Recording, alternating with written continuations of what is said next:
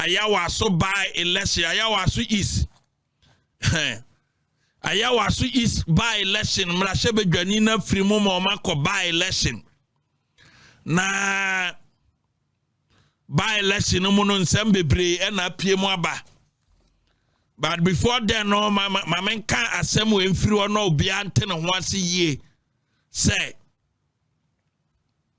Yahoo say, the office of the special prosecutor at the Kratai Ababontain on the 8th February 2026. The office of the special prosecutor, OSP, has commenced investigation in respect of the new Patriotic Party presidential primaries conducted on 31st January 2026.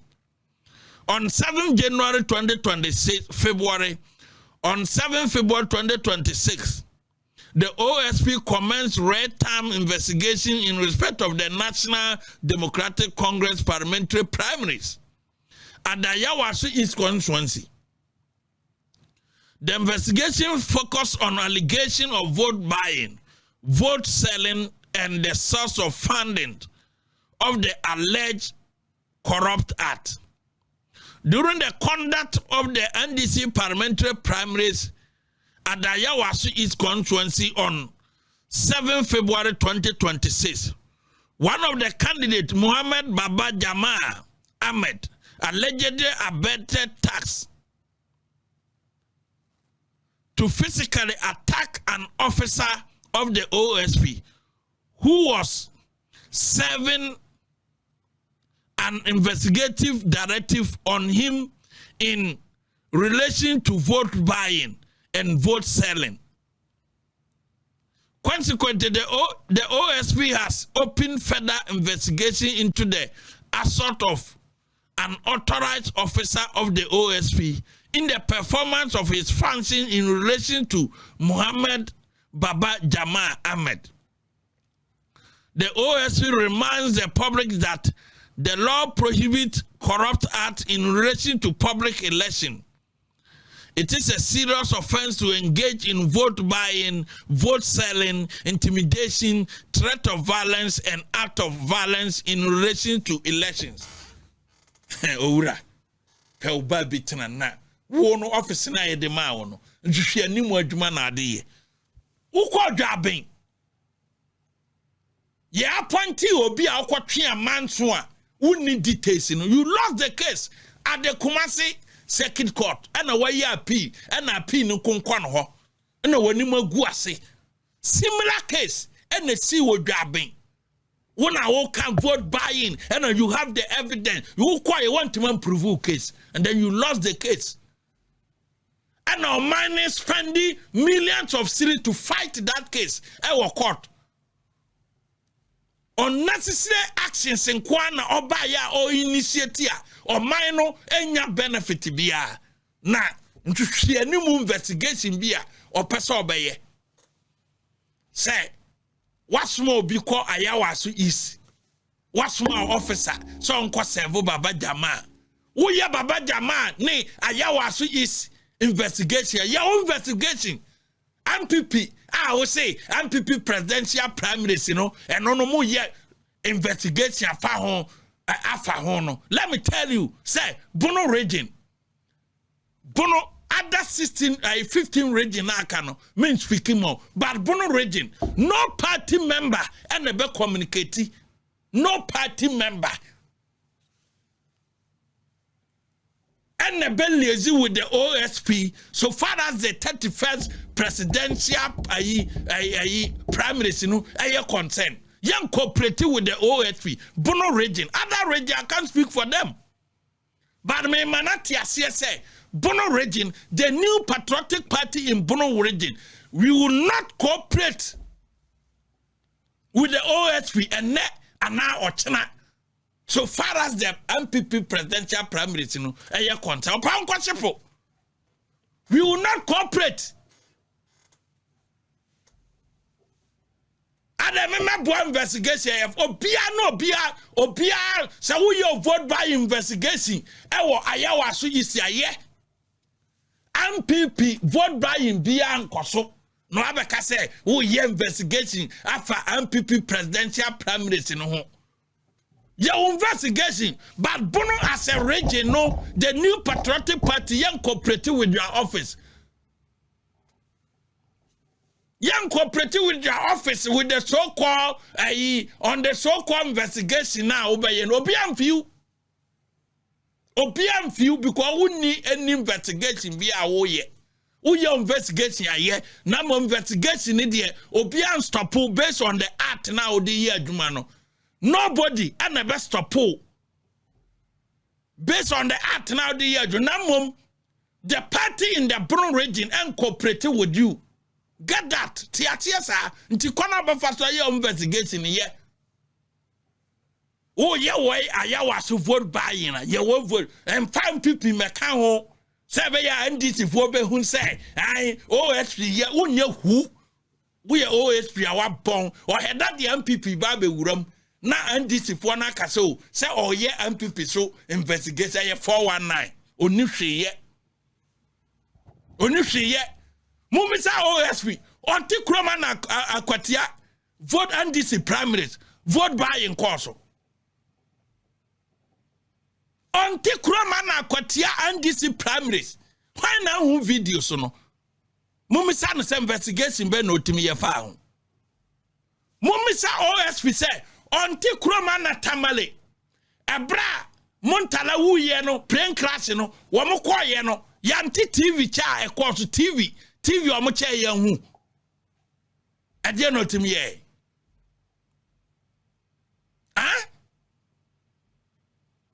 o ka kire yesa akwatia wa hu video bia vote by ye ekoso eno ne na tell say OSP ni ye twehwe animu that is why me say Bono region NPP party and cooperating with him and ne eno otena other region men call masem eno national asem ba hadie of an investigation ya yen cooperating with cooperation the enya force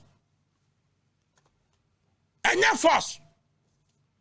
twehwe animu say free fine selfish akoya wa so is investigation go and do it but in my country Ghana for say OSP yan twehwemu afa MPP presidential primary say vote buying course so into can me no abomaye say be ya the seat of the government be say OSP ye na do what the seat of government in him say wo wabon seat of government in him say we empty seat of government in him say common applications crowd the quarter you don't know how to move it no akogu one nimase ada yenim oh one fi say Ghana ha hwan nanim say OSP no incompetent Ghana hwan nanim say OSP no incompetent hwan nanim akrakra ya wo nanim say incompetent obi anim nti wo ye onveje mfa MPP asem mam say MPP presidential primaries and adie and wo ye ene ayawa aso nyina wo bibi ya na say ka start free akwatia uwo bibi papa ya na se ka start free akwatia uwo bibi papa ya tamale central na se ka start free oni hweye asem bia ebeba te se na anu no ayawa so isi na be ye trending matanti no ahuri kwa ho santan no de no ho akwakogyim asem bia ebeba eye popular yi bia ye kan oh santan no awura ho ne art no crowd ye adwuma onim ne functions and ne objective onim ana odisi ho ana ye tua nka millions of cities ana ye born hoka are budget akase na ye dey ma agency no mfaso bia ni so the functions of the office no enipa no da no kura nim nti asembia no ahuru sometime ye be investigation asembia no ahuri sometime ye be investigation e dey be investigation Brabaye, MPP there no cooperative Bono region MPP no cooperative so far as the 31st presidential primaries no aye concern ye catch ro print ye no cooperative o your investigation a law no ma kwa say law no e ma kwa your investigation but say party no and a party member bi no be ko wo your investigation obi am prevent you from doing it na mom me I'm right say me no cooperate me no ndili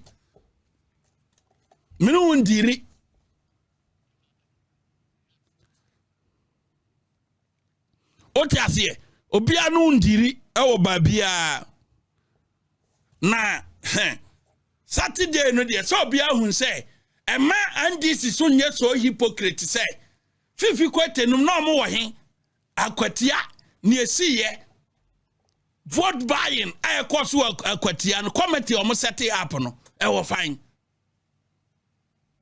mona monye so hypocrite mona mama eti asese akwatia vote buying e course mo be ye nhwehwemu mo ye nhwehwemu ekosi se report no fine eneno Ghana for nyina hu say NDC monye sika it is a fact na we no mo ye bibi say ngwase na aba no yen kata so na manfo hu say o asem ni si e sika na de mo ye da pai say santam obi hu say money swine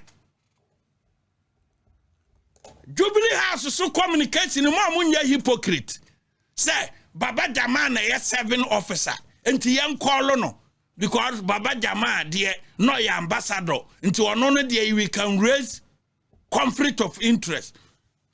Hadia Amina Adams no or the public board so Ferris for Sukwati sa president nim na Pontisia mo wa Jubilee House mo nim na Pontisia a year o say Baba Jama there because or a high commissioner and to another day we can raise conflict of interest until you are recalling on obia ni problem but me kwaratemo say that statement amode ba say Baba Jama there conflict of interest be ya dum because they no a public service officer no incorrect because Hadia Amina Adams no so or 712 public a board a state agency me no so no da at already a multi raise conflict of interest yana mubatima raise because or a board member our state institutions mienu and or serve as a board member and to also conflict of interest here edinu and to say mo recall Baba Jama as ambassador there board no mienu a Hadia Amina Adams daso no ono so mo katra no resign because obintimi nya board member or the government board so ahodo mienu no tia 5,000 what you can go to the kind 5,000 what tia ambassador so dia tum 3,000 TV and to amunyina no wo mo ye public officers because we are board member you are official af mamena na di ni CV betu dwa LC board or government board or daso nti ayeda mo ye letter na the letter no efa Baba Jama nko aho because we ambassador what about mama na no so that government board so dia na mo ka because mama no so that board so say mo withdraw say mo person fairness and transparency and justice here adwuma Baba Jama mo so omra fie no mama no so board mienu a oda no ese so no so mo ye den mo man resign because ono so ye public official or a board member state agencies mienu into one dia mo ye ne den and no na manfo ba raise issue say President Mahama candidate any lady no ntina olusu ya o say Baba Jama amra fie no because somebody ye letter say Baba Jama there conflict of interest but you betima raise because or a serving ambassador but mo na mama let yi Hadia no appointment Hadia Amina Adam mo na mama na appointment or the government board mienu so ada na ono dia mo withdraw no entino the issue na eba ni nyina na NDC as usual fairness and justice in yeren enya adwuma but mino mienu so free asia bisa say wo mo nyina no so no our financiers ni na diska na bre omo asamba ya na financiers yi pe ba bia ya de afa financiers yi so ye NDC mpanfo na se timi register se dia ye register ye ntimi register ntua teacherfo na omutefie no necessary a ye ntua omo ka ye ntimi register emfa ma omo colleges of education aduane omudi anya papa yentimi register man kra no nya aduane papa ni eno no me concern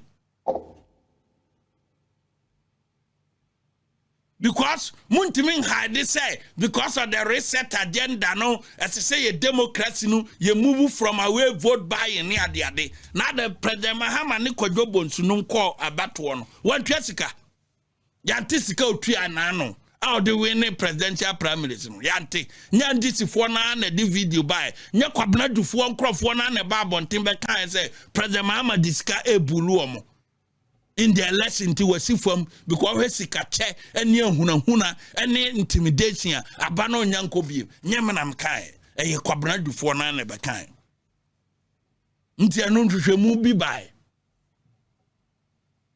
Etimo which anti Baba Jama dia, mon which anti obia, because my minister serve on government board me. Until the statement in every jubilee, the statement will come again. Omumra be a metric remuye. Some men on several board swana. I am saying on authority say, my minister serve on government board me. So into another conflict of interest, the investigation should not be extended to only by Baba Jama. As a summer minister kunafuano had yaminano so ye investigating as a board member. Now okwa to the kind 5,000 editumu produce abo video no ma many video na all kasa secretary course where you delegate your to aba na kasa nti omumie no nyina should be investigated. Bobo